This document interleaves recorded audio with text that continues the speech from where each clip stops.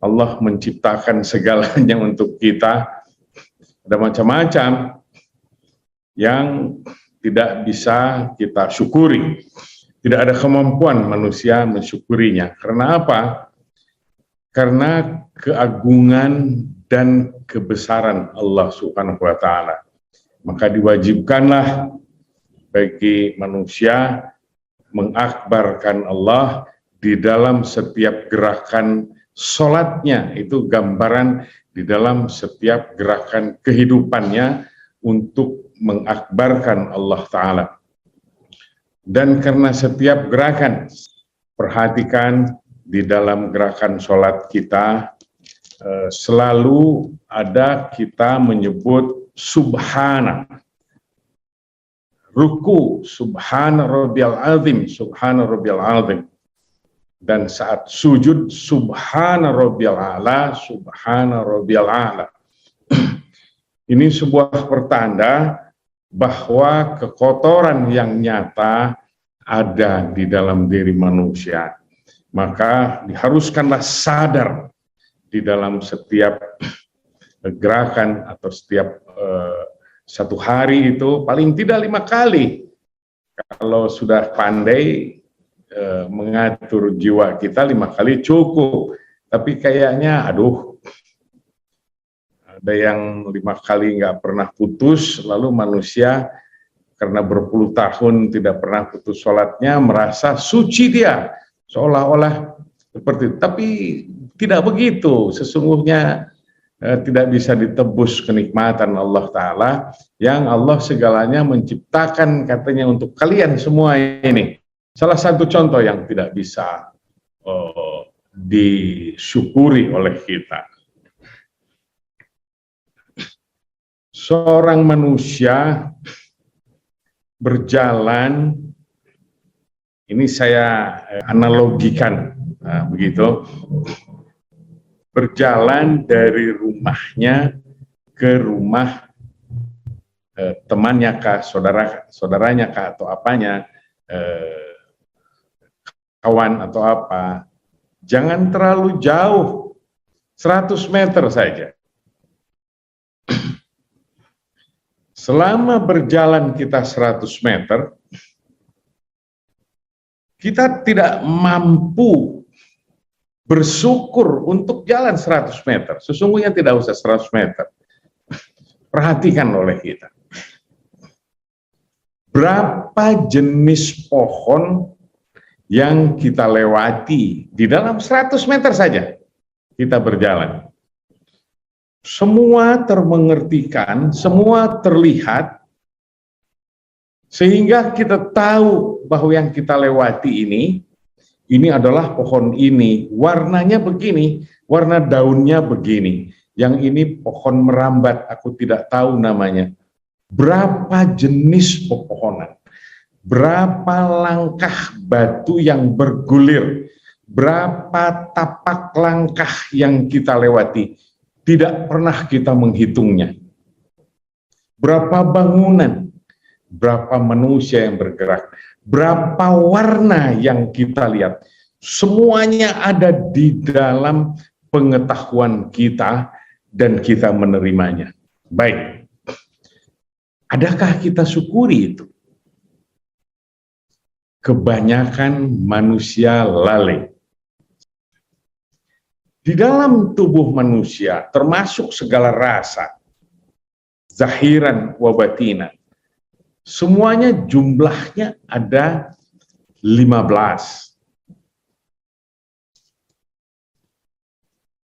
7 yang batinan. Masing-masing tersimpanlah di sana, duduklah di sana, an-nafs dengan sifat-sifat segalanya. Latifatul qalbi, ruh, sir, khafi, akhfa, nafsun natiqah, an-natiq, angan-angan, ya, dan kullu jasad, 7. Ada 8 indriawi yang harus kita syukuri. Para ahli zikir, nah ini indriawi Orang hanya menyebutnya panca indera, padahal ada mulut, ada rasa, ada perut, tempat kita makan, ada kemaluan kita. 8 yang zahiran, 7 yang batinan.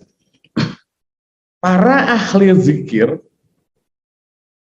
setiap jawari dan setiap lataif tadi, tempat an-nafs, dan dengan segala rahasia-rahasianya, itu diistighfarkan, memohon ampunan kepada Allah Ta'ala. Setiap satu jawarih dan setiap satu lataif atau latifah, itu 1000 istighfar. Jadi keseluruhannya 15.000 istighfar.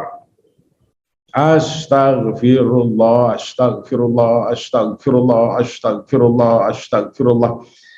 Sambil pikiran kita harus berpusat kepada Allah Subhanahu wa Ta'ala, seperti kita beribadat, seperti kita dalam keadaan sholat. Ihsannya harus terambil, seolah-olah sedang berhadapan, dan seolah-olah kita melihat Allah. Kalau tidak bisa, kata Rasulullah, sesungguhnya Allah melihat kita. Nah ini, rasa ini tidak boleh lepas. Untuk apa gerangan semuanya? Untuk memohon ampunan kepada Allah. Dengan segala macam kelemahan dan kehilafan, ghaflah kita. Kebodohan kita. Oh Syekh, katanya, aku disuruh oleh Syekh tempoh hari 15.000 dan 7 kali khatam. Oh gagah betul. Dengan sebuah rasa yang seperti itu terus dipusatkan, seperti berhadap-hadapan dengan Allah Subhanahu wa Ta'ala dan berbicara kepada Allah Ta'ala. Ya Allah, astagfirullah, astagfirullah, astagfirullah. Biasanya salik pun disebut salik atau disebut murid thariqah. Dia berkedudukan tidak mengerti apa-apa. Maka harus ada mutlak seorang pembimbing yang prima. Para syekh, para mursyid. Di minggu lalu saya menerangkan murid dan murad. Bagaimana posisi murad sesungguhnya? Dan bagaimana keadaan murad yang sesungguhnya? Para salik tidak bisa mengira-ngira, menilai-nilai, dan mengejar-ngejar. Apalagi berburuk sangka. Naudzubillah, summa naudzubillah, nanti tertolak. Naudzubillah. Kerjakan saja apa yang diperintahkannya. Salah satunya tadi istighfar 15.000. Terus seperti kita berhadapan dengan Allah Ta'ala. Nah, sang salik karena kelemahan, dia suka terpaku mengejar hitungan agar cepat selesai. Jangankan 7 kali hatam kali 15.000.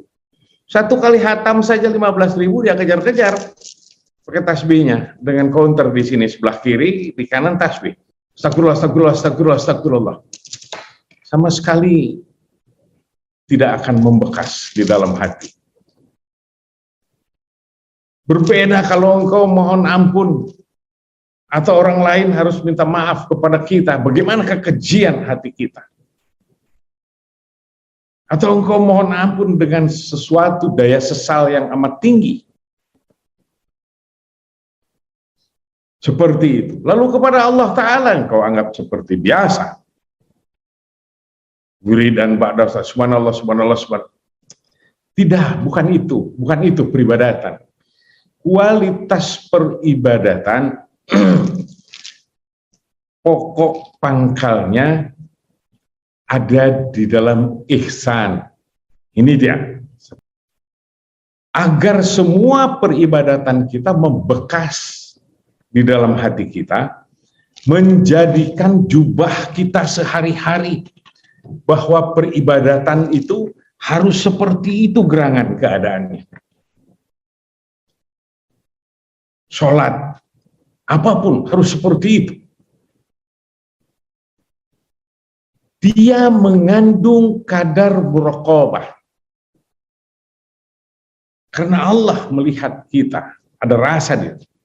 Muraqabah kelas awal lah, merasa diawasi terus-menerus oleh Allah Subhanahu wa taala. Ini dia